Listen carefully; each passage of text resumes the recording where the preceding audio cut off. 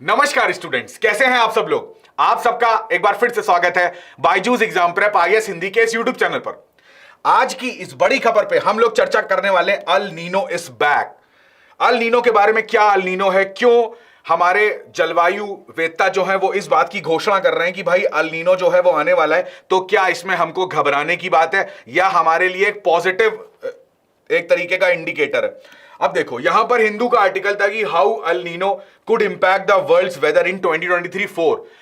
यहां पर हमको यह जानना आवश्यक है कि अल नीनो होता क्या है, इस पूरी परिघटना का मतलब क्या है और इस पूरी परिघटना का हमारी जलवायु पर क्या प्रभाव पड़ने वाला है। तो एक एक चीज बेसिक से बताऊंगा, बट शर्त हमेशा यही रहेगी कि आप अपना कॉपी और पेन लेके बैठेंगे। अब चूंकि ये जीएस के फर्स्ट पेपर का पार्ट है तो इसमें आपका स्टैटिक पोर्शन भी कवर होगा। मैक्सिमम इसमें स्टैटिक पोर्शन हम लोग कवर करेंगे, तो आपका अल नीनो, ला नीना, नॉर्मल कंडीशंस क्या होती हैं, सब कुछ क्लियर हो जाएगा। तो इसको यहीं पर पढ़ के खत्म कर दीजिए। देखिए, सबसे पहले इसको पढ़ने से पहले आपको जानना होगा वॉकर साइकिल्स के बारे में। यहां पर जो वॉकर हैं ये एक भूगोलवेत्ता थे, एक ज्योग्राफर थे। तो इन्होंने एक साइकिल नोटिस करी हमारे वायुमंडल में, ये क्या सर्कुलेशन होता है वायु का, इसको इसी के नाम से यहां पर वॉकर सर्कुलेशन नाम दिया जाता है। एक एक करके बताता हूं आपको। देखिए, जब हम लोग ज्योग्राफी का बेसिक पढ़ते हैं तो हमको पता होता है कि हमारी पृथ्वी पे कुछ इंपॉर्टेंट अक्षांश रेखाएं होती हैं, ठीक है। अगर हम लोग उत्तरी गोलार्ध की बात करेंगे तो यहां पर आप देखोगे 0 डिग्री, 30 डिग्री, 60 डिग्री, 90 डिग्री, ये कुछ इंपॉर्टेंट अक्षांश है। 0 डिग्री पे हमको हमेशा बताया गया है कि यहां पर लो प्रेशर होता है, ठीक है। यहां पर हाई प्रेशर, फिर लो प्रेशर और फिर ये हाई प्रेशर। अब ये क्यों होता है, इसके पीछे की पूरी एक अलग कहानी है, ठीक है। आपको पता है हाई प्रेशर से जो वायु है वो हमेशा लो प्रेशर की तरफ मूव करती है, तो यहां पर एक साइकिल बनती है। इस 0 डिग्री पर अब चूंकि लो प्रेशर होता है तो यहां पर कोई वायु रुक नहीं पाएगी, ये ऊपर की तरफ गमन करेगी। तो ये ऐसे करके एक साइकिल हमको यहां दिखती है जिसको हम लोग हेडले साइकिल बोलते हैं। इसी तरीके से यहां पर एक साइकिल दिखती है जिसको हम लोग फेरल बोलते हैं, और यहां पर एक साइकिल दिखती है जिसको हम लोग पोलर बोलते हैं। तो ये साइकिल्स को आप फील करके देखो कि ये साइकिल्स जो है वो इस तरीके से चल रही हैं पृथ्वी पर। इसी प्रकार जो वॉकर थे, जो भूगोलवेत्ता थे, इन्होंने एक नए टाइप की वायुमंडल में साइकिल देखी। ये अगर आप इसको वर्टिकल बोल रहे हो तो हॉरिजॉन्टल भी एक साइकिल मूव करती है इस टाइप की, ठीक है। ये साइकिल इस टाइप से मूव करेगी, तो इसको इन्होंने नाम दिया कि ये क्या बोलते हैं, ये है वॉकर सर्कुलेशन। आप देखो इस मैप में, ये पूरे वर्ल्ड का मैप है। अभी जो हम लोगों ने साइकिल देखा, हेडले, फेरल, पोलर, ये साइकिल ऐसे मूव करेगा, बट ये साइकिल कैसे मूव कर रहा है इसका डायरेक्शन आप देख पा रहे होगे। इसको बोलते हैं वॉकर सर्कुलेशन। अब यहां पर कहानी जो है शुरुआत होती है, एकदम बेसिक से बताएंगे, बिल्कुल परेशान होने की कोई आवश्यकता नहीं है। अल नीनो होता क्या है, देखो, अल नीनो को समझने से पहले कुछ बेसिक टर्म है ज्योग्राफी के, वो समझ लो। जैसे हमने हमेशा पढ़ा है कि 0 डिग्री की बात करते हैं, 0 डिग्री को भूल जाइए, ये नॉर्मल हमारा स्थल मंडल होता है, ठीक है, जहां पर हम खड़े होते हैं। तो हमको पता है यहां पर है सूर्य, इससे जो ये गर्मी मिल रही है ना, इसी को हम लोग क्या बोलते हैं, इसी को हम लोग इंसोलेशन बोलते हैं। अब ये जो इंसोलेशन का पार्ट होता है, ध्यान से देखिएगा, लगातार अगर जो हमारी सतह है वो क्या हो रही है, गर्म हो रही है। हमको पता है, हमने बचपन में पढ़ा है, हीट, ऊष्मा का जो ट्रांसफर होता है ना, उसका एक लॉ होता है। जैसे आपने कभी कोई गर्म कप या ग्लास पकड़ा होगा तो आपको गर्मी फील होती है, जब भी आप कोई ठंडी चीज पकड़ते हो तो आपको ठंड फील होती है। तो ऐसा होता क्यों है, ऐसा इसलिए होता है क्योंकि जो हीट होती है वो एक बॉडी से दूसरी बॉडी में ट्रांसफर हो रही होती है। और ऐसा इसलिए होता है क्योंकि कांटेक्ट में होते हो आप, यानी कि जब दो बॉडीज आपस में एक दूसरे के संपर्क में आती हैं, कांटेक्ट में आती हैं, तो हीट ट्रांसफर होती है, ठीक है। अब ये जो हीट ट्रांसफर होने का मेथड होता है, ये हमेशा कैसे होता है, हाई टेम्परेचर से लो टेम्परेचर। आपने गर्म किसी पदार्थ को ऐसे छुआ हाथ से तो उसका टेम्परेचर क्या था, हाई था। वो टेम्परेचर आपकी बॉडी में फ्लो हो रहा है, ठीक है। तो आपकी बॉडी में जो टेम्परेचर फ्लो हो रहा है उसका डायरेक्शन क्या है, हाई टेम्परेचर से लो टेम्परेचर। और आप कुछ देर के बाद अगर उस कप को, उस गर्म कप को या गर्म ग्लास को वापस रख दोगे तो आप ये फील करोगे कि आपका जो हाथ है वो गर्म हो चुका है। इसका मतलब कि आपकी बॉडी में हीट ट्रांसफर हुई है। इसी प्रकार यदि कोई आप ठंडी चीज पकड़ो, ठीक है, बट आपकी बॉडी का टेम्परेचर ज्यादा है, उस ठंडी चीज का टेम्परेचर कम है। थोड़ी देर के बाद आप उस ठंडी चीज को छोड़ दोगे तो देखोगे उसका टेम्परेचर धीरे धीरे बढ़ जाएगा, क्योंकि आपकी बॉडी से हीट निकल के उस ठंडी बॉडी में ट्रांसफर हुई है। तो हीट ट्रांसफर का जो ये मेथड है, ये हो कैसे रहा है? कॉन्टैक्ट बेसिस पे, संपर्क विधि से। उसी प्रकार ये जो लैंड है ना, बहुत ज्यादा गर्म हो चुका है, ठीक है। अब इस लैंड के ऊपर से अगर कोई वायु निकल रही है, ठीक है, इसके ऊपर से कोई वायु बह रही है, तो ये वायु इस लैंड के संपर्क में आने पर क्या हो जाएगी? गर्म हो जाएगी। हमें पता है जब कोई चीज गर्म होती है तो उसके अंदर के जो अणु होते हैं उनके बीच की डिस्टेंस बढ़ जाती है। कभी किसी चीज को गर्म करते हैं तो वो फैलती है ना, ठंडी करेंगे तो वो सिकुड़ेगी। तो यहां पर उसके अंदर का ये फैलना सिकुड़ने का मतलब क्या होता है कि भाई उसके अंदर के जो मॉलिक्यूल्स होते हैं उनके बीच का डिस्टेंस बढ़ जाता है। तो गर्म वस्तु जो है वो क्या होगी? फैलेगी। इसी प्रकार वायु जो है वो गर्म स्थल के संपर्क में आने पे क्या होती है? गर्म होती है, ठीक है। अब जब भी कोई वायु गर्म होगी ना, तो वो कैसी हो जाती है? वो हल्की हो जाती है, यानी लाइट हो जाती है। लाइट होने के साथ साथ अब वो वायु क्या होती है? वो ऊपर उठने का प्रयास करती है। इसी को हम लोग क्या बोलते हैं? वायु का आरोहण। क्या बोलते हैं? वायु का आरोहण। अब यहां पर सोचो, ये पूरा लैंड जो है वो गर्म है, यहां से भी कोई वायु आ रही है, वो भी इस लैंड के संपर्क में आने पे गर्म हो गई और वो लाइट वेट हो गई। अब ये ऊपर की तरफ जा रही है, नीचे कोई वायु बच रही है? नहीं। तो यहां पे कौन सा प्रेशर क्रिएट हो रहा है? लो प्रेशर, निम्न वायु दाब। ऊपर जहां पर ये सारी वायु इकट्ठा हो रही है, वहां पर कौन सा प्रेशर बन रहा है? वो है हाई प्रेशर, राइट। तो यार ये बात एकदम दिमाग में बिठा लो, जहां पर भी सतह गर्म होगी वहां पर लो प्रेशर क्रिएट होगा। कब? जब वहां पे वायु रुक नहीं पाएगी और ऊपर की तरफ चली जाएगी। और ऊपर जहां पर वायु सारी जाके इकट्ठा हो रही है, कौन सा प्रेशर है? High pressure. ये बेसिक कॉन्सेप्ट क्लियर हो गया? ठीक। अब देखो, जिस प्रकार जो हीट होती है, ऊष्मा होती है, वो हमेशा हाई टेम्परेचर से लो टेम्परेचर की तरफ फ्लो होती है, ऐसे ही जो हमारी वायु होती है वो हमेशा हाई प्रेशर से लो प्रेशर की तरफ मूव करती है। जहां पर भी हाई प्रेशर बना होगा उसके करस्पॉन्डिंग एक लो प्रेशर बनता है, जहां पर लो प्रेशर बनता है उसके करस्पॉन्डिंग एक हाई प्रेशर बनता है। अब ये जो हाई प्रेशर की वायु होती है ना, ये चारों तरफ ढूंढ रही होती है, क्या? कहां पर लो प्रेशर है, क्योंकि उस लो प्रेशर को भरने जाना है। जहां पर वायु कम है उसको भरने जाना है। तो जहां पर भी इसको लो प्रेशर दिखेगा वहां पर ये वायु चली जाएगी। मगर क्या लो प्रेशर में वायु रुक पाती है? नहीं, इसीलिए तो लो प्रेशर बनता है। तो जैसे ही ये वायु किसी लो प्रेशर को भरने के लिए जाएगी, लो प्रेशर इसको आगे बढ़ा देगा। समझ में आ गया? ये बेसिक कॉन्सेप्ट अगर आपके समझ में आ गया है तो अब जरा देखते हैं अल नीनो के बारे में। देखो, यहां पर ये जो परिघटना है अल नीनो की, ये देखी सबसे पहले कहां गई?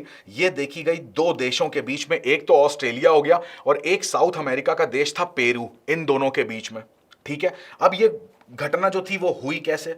देखो, इधर मैं बना देता हूं, ये है हमारा ऑस्ट्रेलिया और इधर मैं बना देता हूं ये है पेरू, ठीक है। नॉर्मल कंडीशंस में, यानी कि सामान्य स्थितियां, जब जलवायु की एकदम सामान्य स्थिति है, कोई दिक्कत नहीं है, ऑस्ट्रेलिया ये है, पेरू ये है, हमेशा east to west, east to west एक साउथ इक्विटोरियल करंट फ्लो होता है। कौन सा करंट? Equatorial current. अब करंट क्या है? करंट वही समुद्री धाराएं जो हम लोग पढ़ते हैं। इक्विटोरियल नाम इसलिए क्योंकि ये 0 डिग्री है, ठीक है, इक्वेटर के पास फ्लो होती है। नॉर्मल कंडीशन में ये जो गर्म जल धारा है वो ऐसे फ्लो होती है, ठीक है। अब आपको पता होगा, अगर आप वर्ल्ड मैप में देखो, अब मैं आपको दिखाऊं तो ये 0 डिग्री होता है, ठीक है। इसके नीचे मकर रेखा होती है, कैप्रिकॉर्न होता है।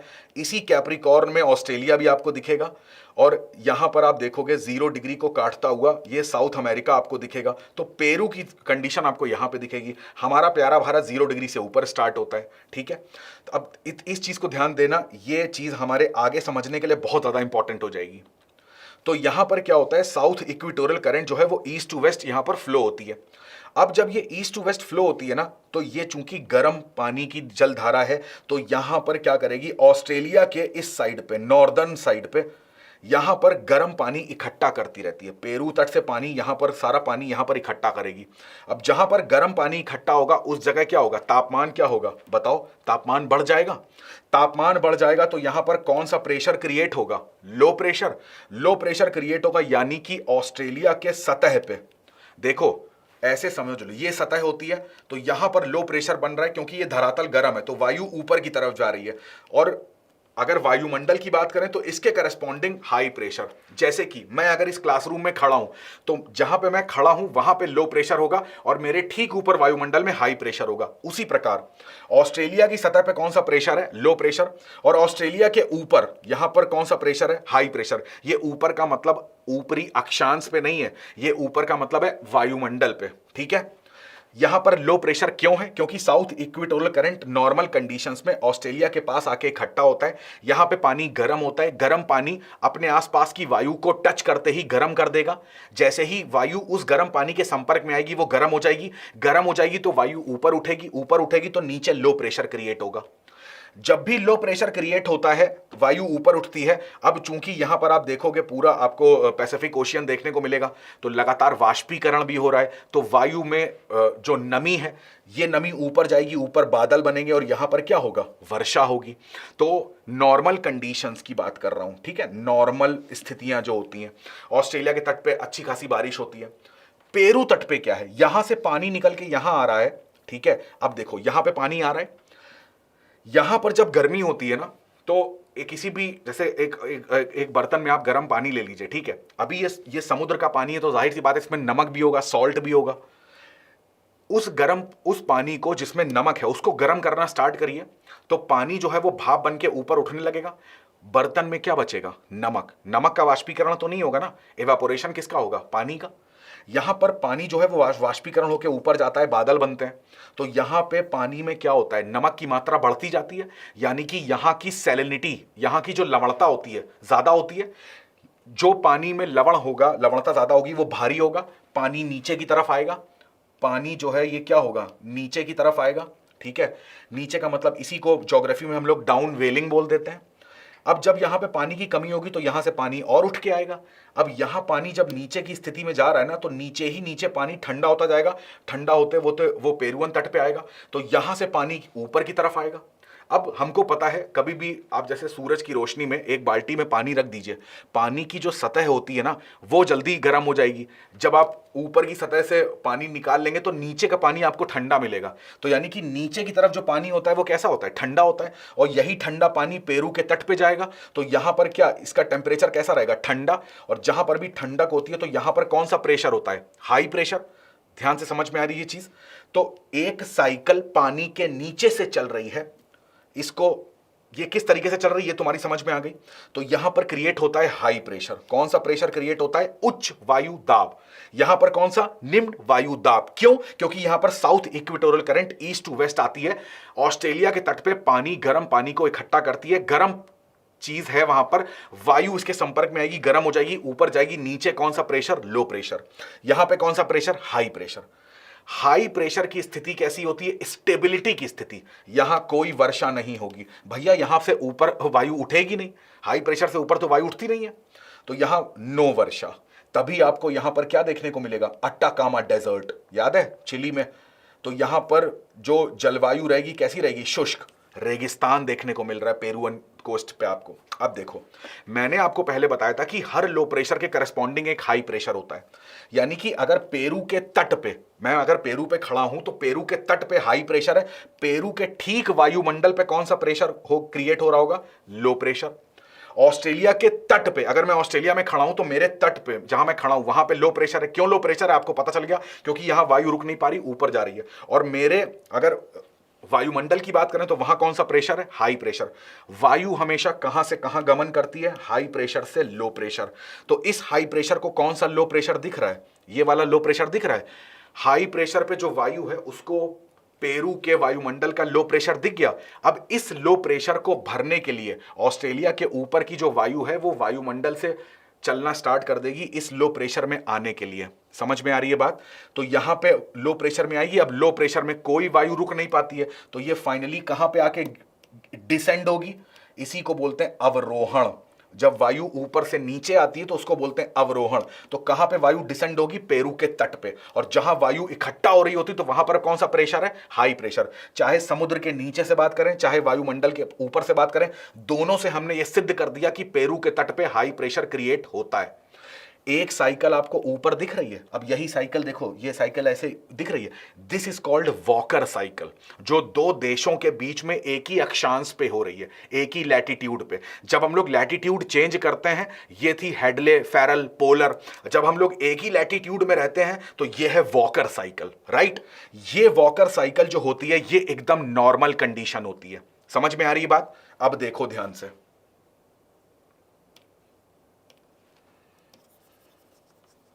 यहां पर तुम्हें यह समझना होगा कि नॉर्मल कंडीशन है तो फिर दिक्कत क्या है इसमें। अब देखो ऑस्ट्रेलिया, ये है पेरू, ऑस्ट्रेलिया एकदम ठीक यहां पर कैप्रिकॉर्न गुजरता है, ठीक है, मकर रेखा, इसके ऊपर कहीं पर यहां पर 0 डिग्री है, यहां पर है कर्क रेखा या ट्रॉपिक ऑफ कैंसर, हमारा प्यारा भारत यहां पर है, ठीक है।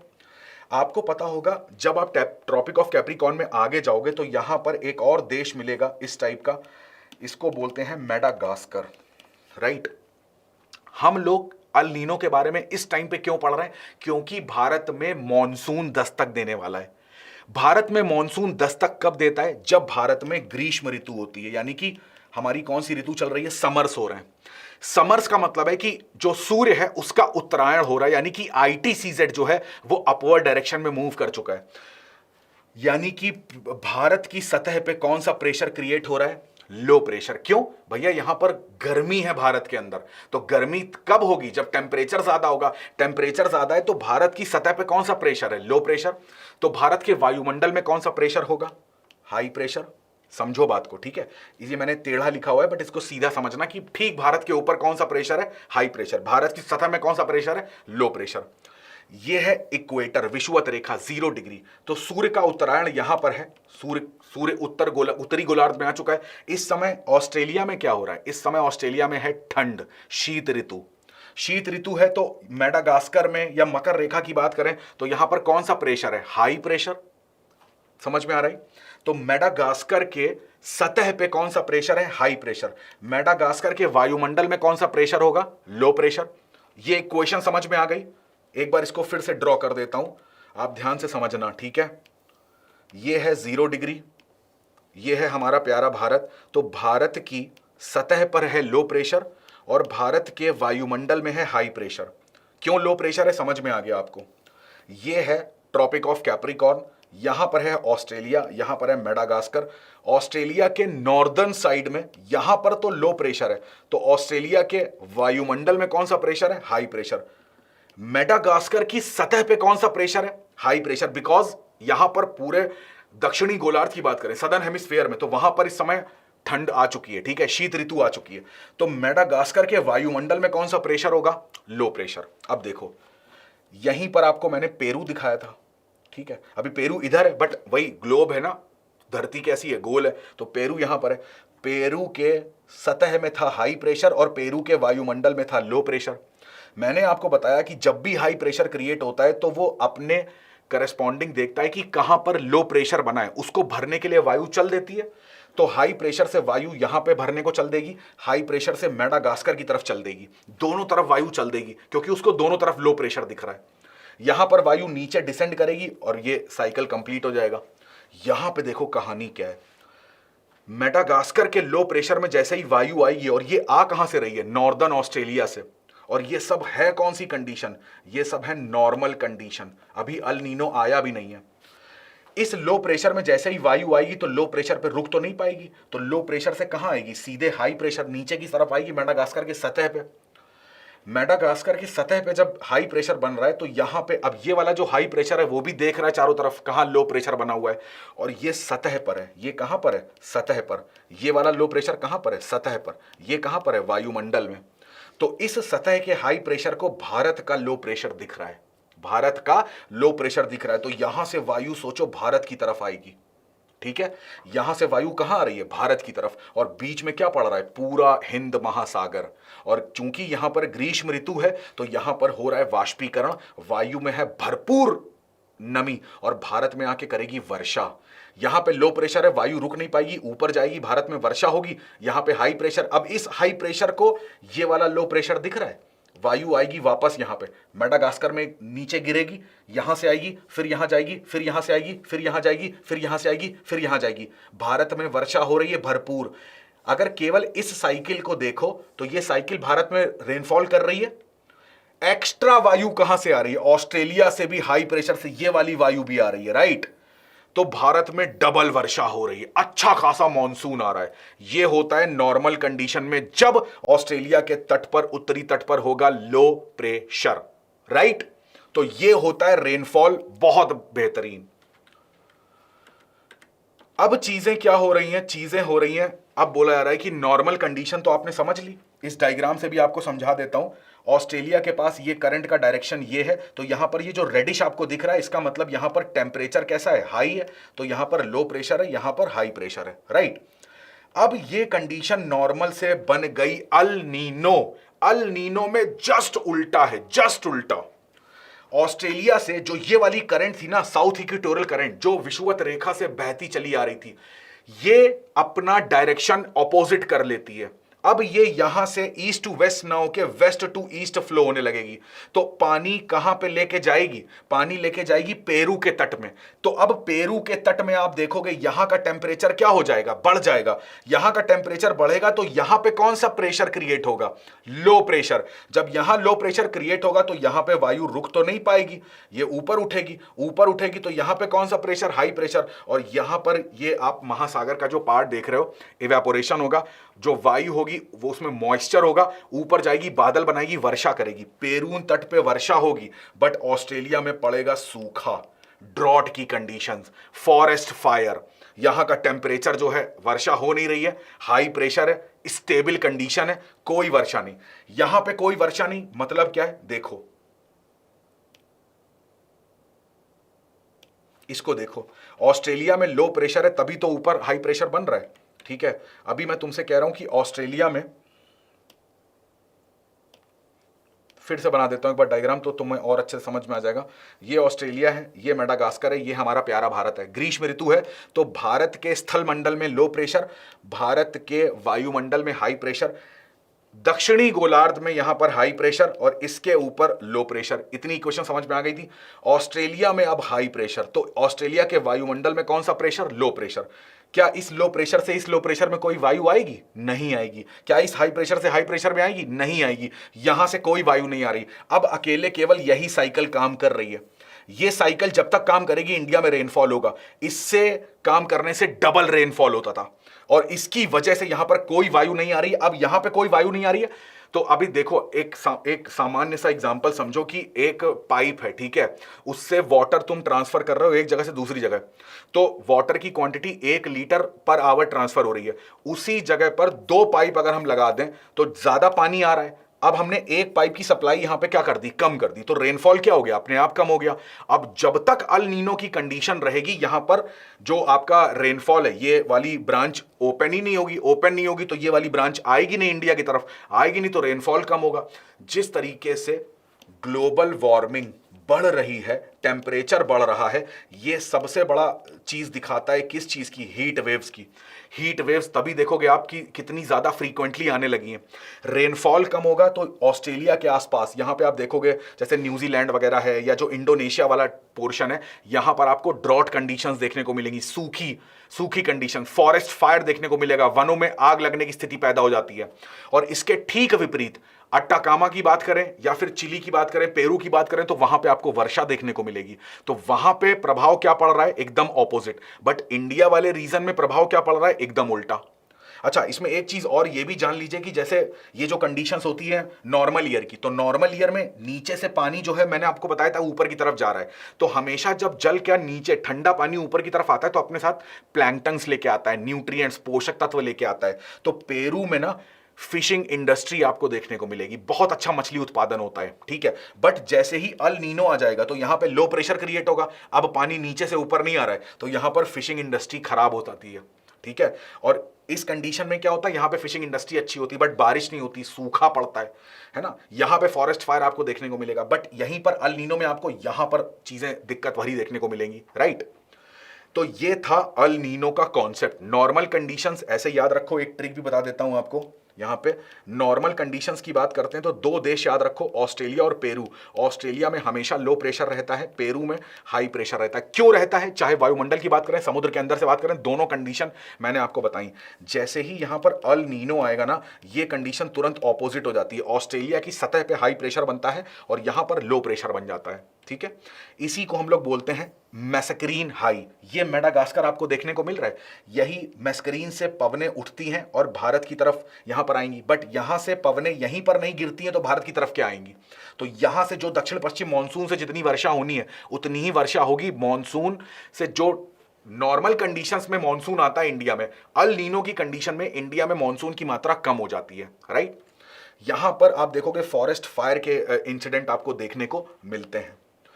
कमजोर मानसून रहेगा, ग्रीष्म लहर की परिघटनाएं लगातार होती रहती हैं, वैश्विक औसत तापमान में वृद्धि होगी। क्यों ना वृद्धि हो भाई, पानी गिर जाएगा तो टेम्परेचर नॉर्मल हो जाता है, बट पानी गिर ही नहीं रहा है तो टेम्परेचर क्या हो रहा है? पहले से ही इतनी ग्लोबल वार्मिंग है तो टेम्परेचर आपको यहां पे बढ़ता हुआ दिखाई देगा। इसी का जस्ट अपोजिट बताऊं तो वो होता है ला नीना। ठीक है, अब ला नीना कैसे समझोगे आप? ऐसे समझ लो कि जो अभी मैंने आपको बताया ये थी नॉर्मल कंडीशन, ये थी अल नीनो की कंडीशन। नॉर्मल कंडीशन को और वर्स्ट कर दो। वर्स्ट का मतलब है इंटेंसिव कर दो।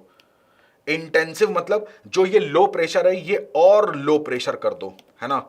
यानी कि ऑस्ट्रेलिया के तट में और ज्यादा गर्मी उत्पन्न कर दो। तो जब ज्यादा गर्मी उत्पन्न करोगे तो क्या होगा? यहां पे बहुत ज्यादा बारिश होगी। बारिश होगी तो अब ऑस्ट्रेलिया में बाढ़ जैसी सिचुएशन देखने को मिलेगी। और जब यहां पे बाढ़ जैसी सिचुएशन देखने को मिलेगी तो इंडिया में भी आप देखते हो केरला में बाढ़ आती है, इतनी ज्यादा मात्रा में बारिश होती। तो एक्सेस मात्रा में जब बारिश हो जाएगी तो यहां पे आपको फ्लड्स देखने को मिलेंगे और यहां पर और ज्यादा सूखा देखने को मिलेगा आपको। राइट, तो ऐसी कंडीशंस को हम लोग ला नीना के नाम से जानते हैं।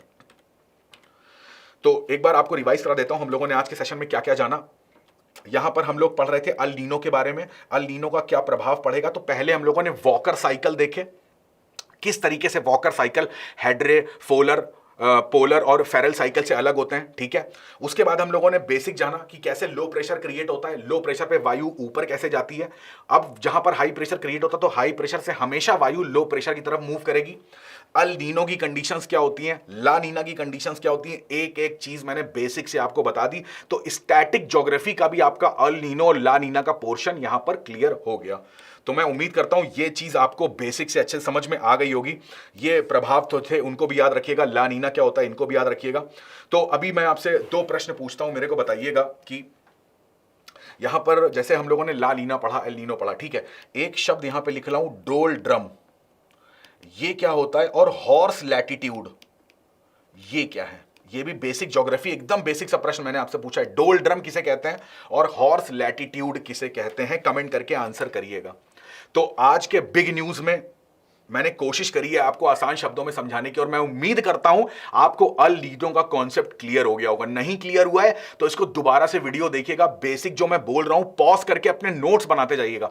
जैसे जैसे मैंने आपको यहां पर वेरिएशंस बताए कि कैसे सतह का टेम्परेचर रहता है, फिर वायुमंडल का, इस तरीके से आप डायग्राम बना के करोगे ना, जैसे मैं बोलता जा रहा हूं ऐसे डायग्राम ड्रॉ करेंगे, एकदम समझ में आ जाएगा आपको। राइट, तो चलिए आपसे मुलाकात करूंगा अगली बिग न्यूज में किसी और बर्निंग टॉपिक के साथ। तब तक आप अपनी पढ़ाई करेंगे, स्वस्थ रहेंगे और सबसे ज्यादा इंपॉर्टेंट अपने माता पिता का बहुत सारा ध्यान रखेंगे। आप सभी का बहुत बहुत धन्यवाद। जय हिंद।